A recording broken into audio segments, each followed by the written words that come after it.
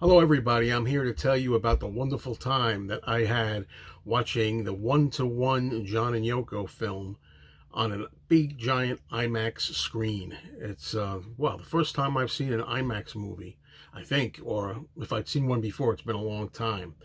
But I had such a marvelous experience, and I'm here to tell you about it. I'm going to talk about the movie itself. I'm going to tell you what you can find in it if you haven't seen it already. And even if you do, maybe you'd like to hear my take on it. Because there's going to be a lot of different avenues I'm going to cover. I'm going to talk about the details of what the film's about and what you see in it, what you get, the narrative. But then I want to talk about the music, because the music has been really enhanced, remixed, and brought up really strong by Lennon and his team, and I'm very, very satisfied with the work that's been done there. So let's split this into different parts. I'm going to talk about the movie and what's in it first, then I'm going to talk about the music afterward. And I also want to talk about two women that I just had the good fortune to be sitting next to, and we had a nice discussion after the movie, and I'm going to leave that for the end, so stick around. Okay, first of all, the movie One-to-One John and Yoko, directed by Kevin Macdonald. This is a documentary. It's not the whole concert.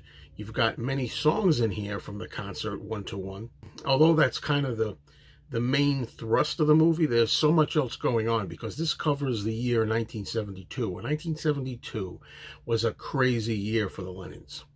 I mean, it's really busy and it's full of politics. And I knew going into this it was going to be very politically driven, partly because I knew some people who'd seen the movie already, and they told me there's a lot of politics in here, just so you know. And I said, well, I realize it's going to be, because 1972 was the pivotal year. I mean, I think 1969 and 72 were the most political years for John and Yoko. So I knew kind of what to expect. We're talking about the years in the United States when the Nixon administration was running things, and they began to have a real thorn in their side about John and Yoko. So in this movie, you're going to get a lot of situations where you're going to see what's going on at the time. And it leans very heavy on radicals like Jerry Rubin and people who John and Yoko got themselves involved with, because at this period, John and Yoko moved into Greenwich Village. Yoko was always going on to John about how great New York was and how much he'd love it. And it turned out that John did love it. He felt like he was born to be in New York. He felt it was a lot like, in a way, Liverpool. And he said this was like in Rome. If he was around in the Roman days, he'd be in Rome. This is like the Rome of 1970s. So they move into a really tiny apartment. They had a big estate, and they gave all that up. And they wound up living in a little rinky-dink apartment on Bank Street in Greenwich Village in the city. All right, and the film really expertly duplicates that apartment. They're able to recreate and rebuild the apartment inside for the camera, for shots, to make it appear as if this is their actual apartment from back in the day. And interwoven in there are actual real shots and real moments of John and Yoko when they actually did live in there, and they had photos taken inside the apartment. And they watched TV a lot. The television was on all the time. John loved watching TV. He had it on all day, it seemed, and all night. He always loved it, kind of being plugged into what was going on. And you see all kinds of very vintage things from that period. You see vintage television commercials, little snippets of that for those who like that kind of nostalgia thing. You see some of the TV shows they were watching, very little clips. I'm not talking about anything long. I'm talking about just to give you the feeling, the vibe of the times, So you get those kind of programs and ads. At one point, John and Yoko were involved in a benefit concert, actually, to help John Sinclair, really. John Sinclair had been busted and jailed, getting 10 years for possession of 2 marijuana joints. And John wrote a song called John Sinclair, and he agreed to go to Michigan and perform this song John Sinclair. Now, in the movie, you do get a little bit of that, but it's not the full song. That's one of the times where you don't get the full song, but we'll get into that later with the music, and I'll explain more. But anyhow, so I love the way they show you that, like, I think it's 2 days after that performance, whether it was exclusively because of John and Yoko's efforts or just it was a part of the reason, John Sinclair got released from prison, and that's a nice moment. So throughout the movie, there's a comical bit that's going on where Yoko is trying to get flies, actual buzzing insect flies. And there are a lot of phone calls that she goes through with different people to try to get these flies. She's on the one line, and various other people are on the other line trying to see how they can get a hold of flies, because they don't live very long. They die, and they die every day, in a day or so. How are they going to live longer? How can we find flies? They're not able to come up with any. And this is interspersed in between all the other events, because the whole thing is Yoko was working on a project, a film called Fly, where you had a naked woman, because Yoko was doing avant-garde, conceptual art pieces, and you had a naked woman lying on a bed, and the idea was that a fly would, or a series of flies would crawl up and down her body. So they were trying to do this, and the way it's used in the movie is almost like comic relief in a way, because you got a lot of serious things going on here with Vietnam. You see this carnage of Vietnam, seeing footage of what was going on in the war, but occasionally, to make it a little lighter, you would see what's the latest update. Where do we stand now with this quest for flies? And I just love the way it's done, because there were a lot of phone calls being made that they kept. And the reason was because the Nixon administration started to become very nervous that John was going to lead a revolt at the convention. And it turns out that John didn't do that, but Nixon and his cronies were afraid that he would, so they tapped his phone, and John became very paranoid, or self-aware that his phone was being tapped, so he made sure he recorded everything just in case he needed to prove anything or have anything for evidence. And they address all this, but what they do is, with all the phone calls that they're doing, they have captions, so you hear the audio and they'll tell you over here, John saying this, Yoko saying that. Alan Klein, the notorious Alan Klein, is on the phone too at times, talking to John about things, and they have a little bit of a difference of opinion, difference of ways of looking at things, and you see John's words and Alan Klein's words, or whoever's being on the phone. Sometimes it's May Pang, assistants, Dan Richter, different people, and you see the words to accompany what they're saying, so you can follow the conversation. But every once in a while, as I say, going back to the joke about the flies, so that they can get those damn pesky flies together. One of the times when John and Yoko are watching TV, they see the deplorable conditions that exist at, I believe it's Willowbrook, right, where the unfortunate, challenged children are living really in a mess. Some of them are naked. There's feces everywhere. It's not a pretty picture. And it touches the heart of the Lennons so much that they want to do something for this. So they decide to do a concert, 1-to-1, which will benefit them. And they did wind up making $1.5 million for the cause.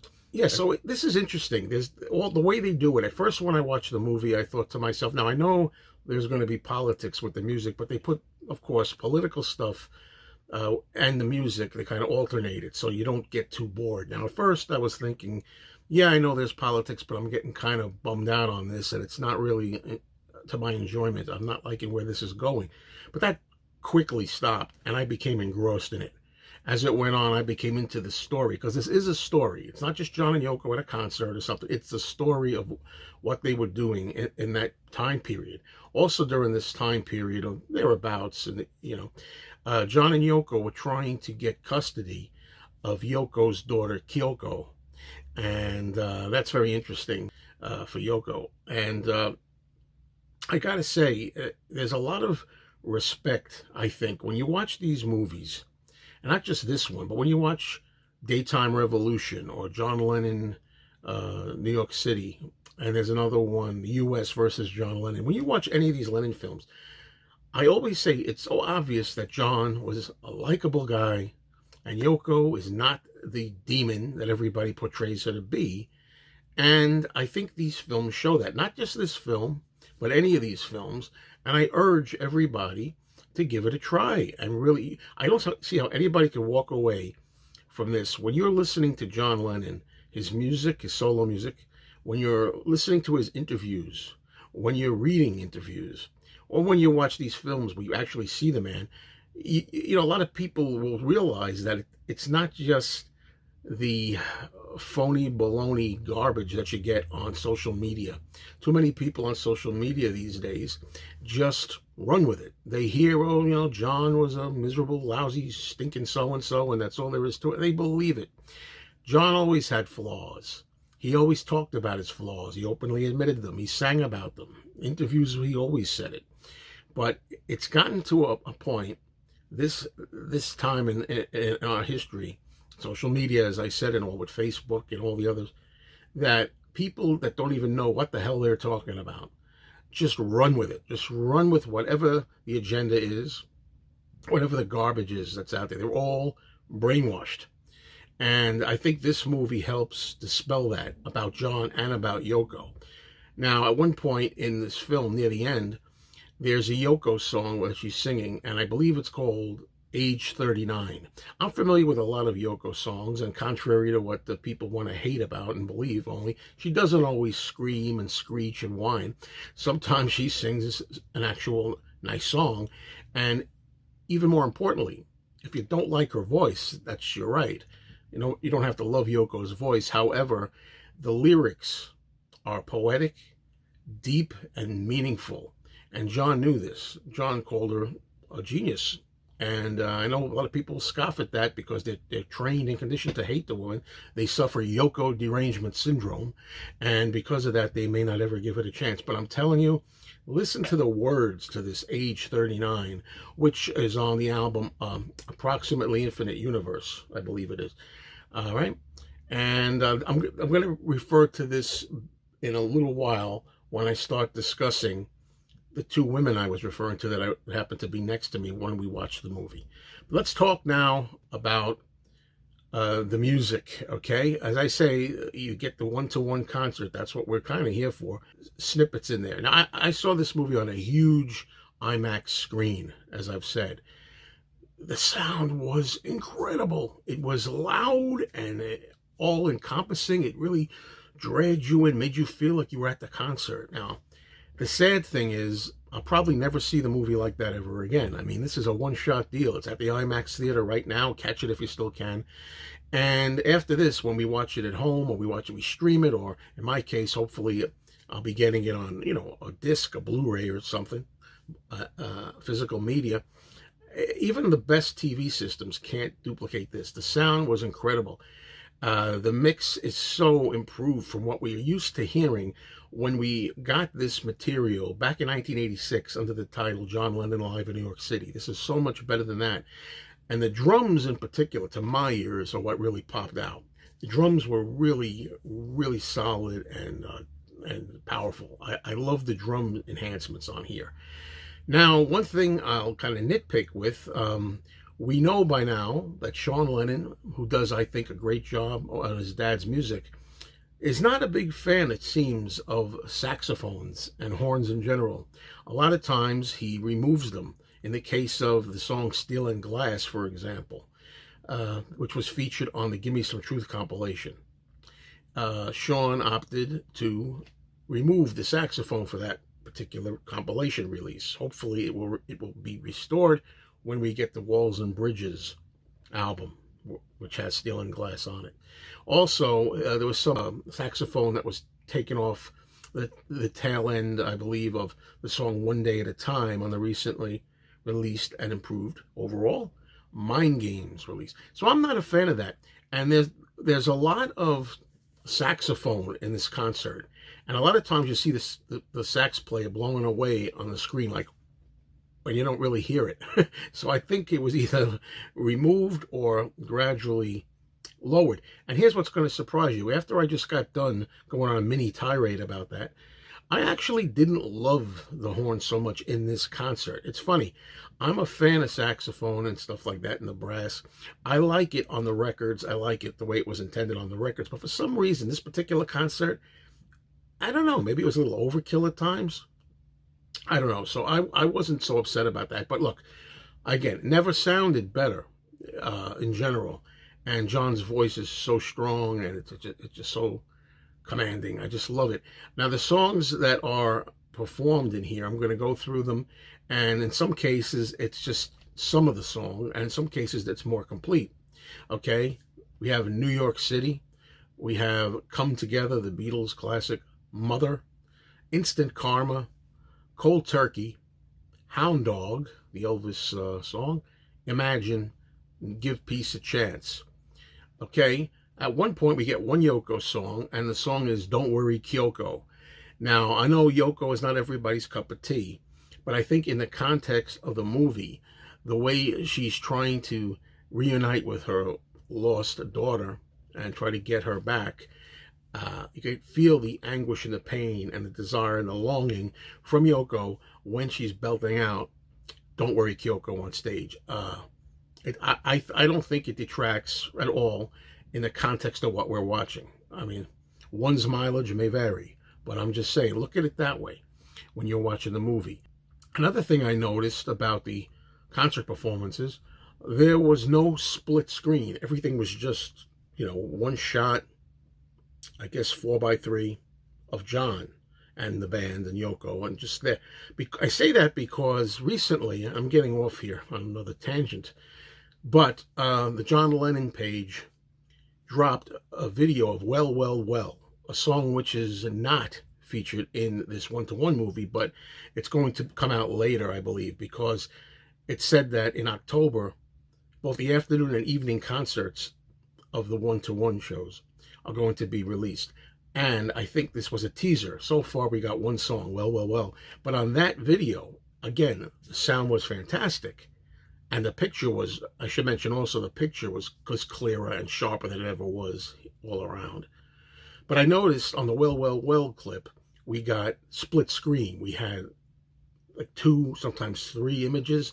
John in one box, a band member in another box, maybe something in another box. Sometimes it would revert, for Well, Well, Well, it would revert back to just John for a while. Then we get the split screen. I'm not generally a lover of when they do that anywhere, really. They did it also with the Rooftop concert on the Get Back Peter Jackson project.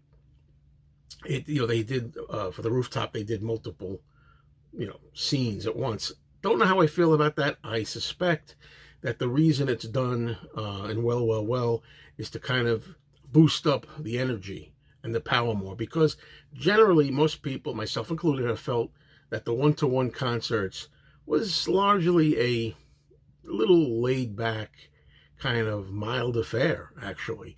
And I think they're trying to make it more, should I use the word bombastic? I mean that in a powerful way. I mean that in a good way, more lively.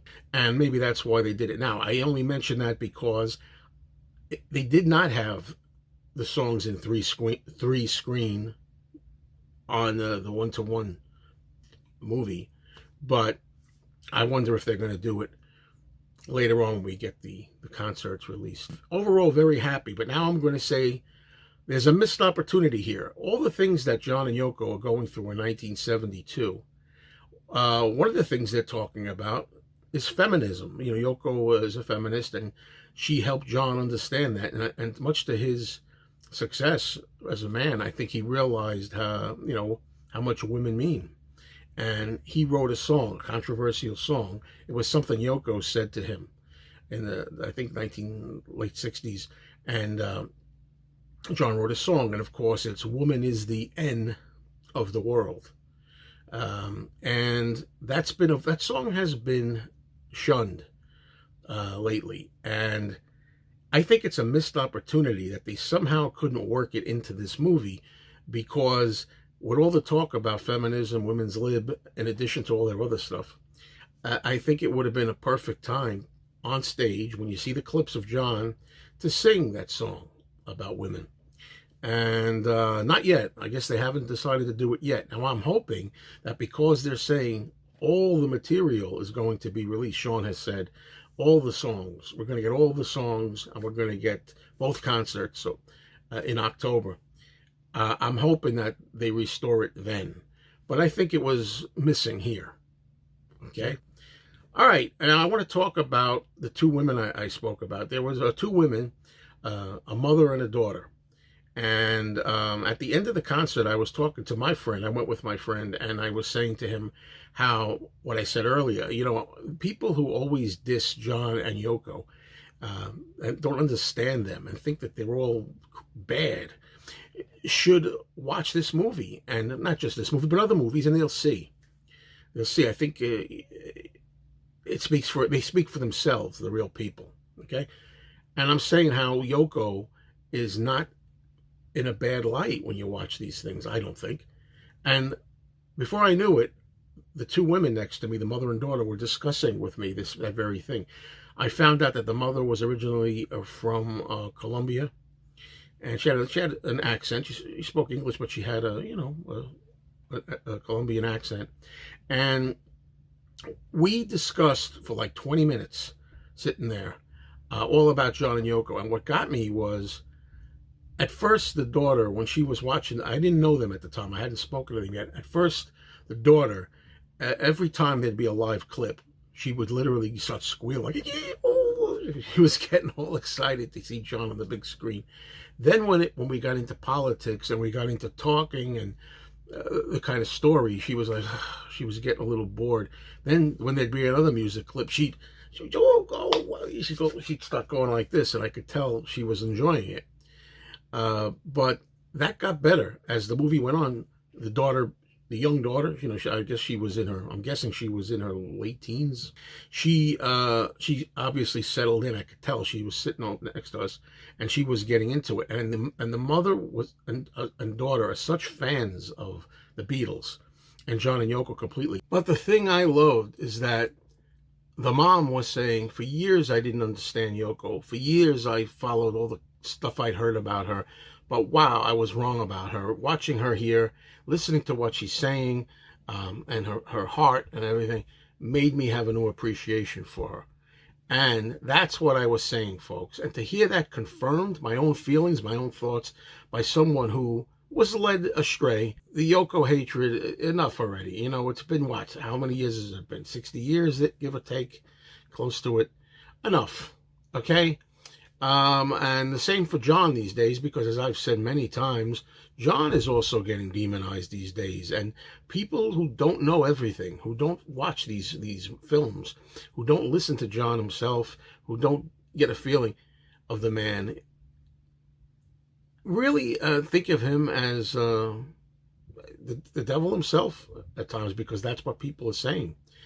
Watch this. See how the man is thoughtful, how he's considerate, how he's helping people, how he believes in what he's doing, okay? And how he has a sense of humor. And you may change your mind. So, I really enjoyed 1-to-1 John and Yoko. Looking forward to getting it on physical media. And if you can see it on the big screen, particularly in IMAX, don't hesitate.